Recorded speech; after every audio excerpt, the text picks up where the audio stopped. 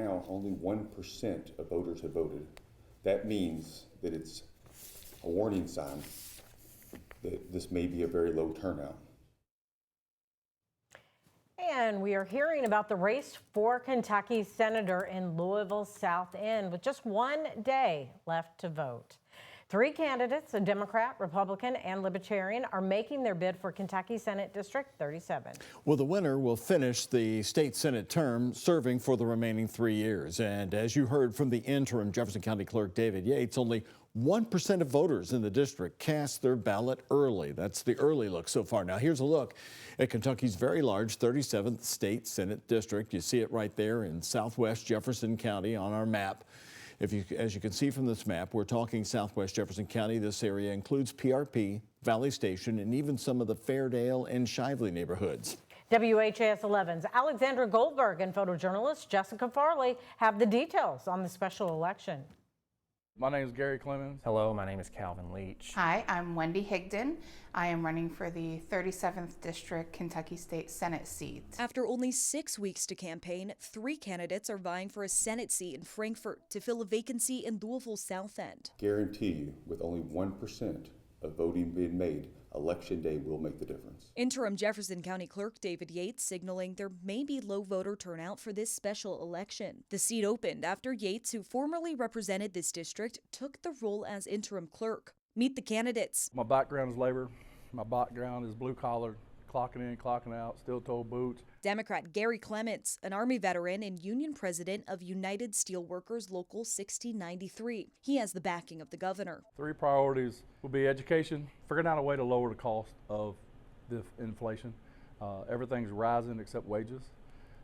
Safety, infrastructure. Of course, if elected, you would join a super minority in Frankfort. Well, that's also where my background comes from. When I sit down at the bargaining table, we're always outnumbered. Republican Calvin Leach naming his top 3 priorities for the large district, where Democrats outnumber Republicans with voting registration. Infrastructure, law and order, and tax policy. Leach is a military veteran and an airport employee. I'm someone, as a Republican, who would be able to actually bring back funding and resources to the district, whereas my opponent would have a difficult uphill battle trying to get that done. He ran unsuccessfully for this seat last year. What's different this year? The fact that I'm not going up against David Yates. Saying his opponent lacks name recognition Yates had in the past election. Running as a Libertarian, Wendy Higdon. We do kind of have a foot in both sides. We're kind of the moderate central party. She's a surgical technologist and a mother of foster children. I would like to put out legislation that would cap student enrollment numbers, which would make the Jefferson County public school system kind of break up into smaller districts. One will join the state Senate ahead of a budget year, representing the voters in PRP, Valley Station, and nearby South End neighborhoods.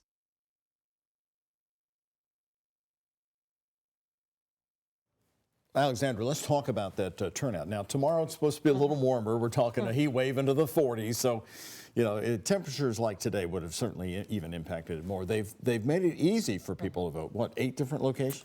Right, 8 different polling locations. They pretty much cover the entire district from Dixie Highway to Lower Hunters Trace, so covering that district. But I think you're right. It's a different time of year for a special election. It's December. We have the holidays. The weather is certainly very cold. And even the interim clerk, David Yates, says that he attributes this to a lot of voter fatigue or even lack of media coverage. And I was going to say, typically, special elections don't get the kind of turnout unless it's just a really hotly contested race. I mean, Right, we're looking at a 1% turnout for these early ballots. Now, to give you a little bit of a comparison to what we've seen in years past, in 2023, the seat for that Morgan McGarvey held, that was won ultimately by Cassie Chambers Armstrong, that voter turnout was 10% of voters in that district.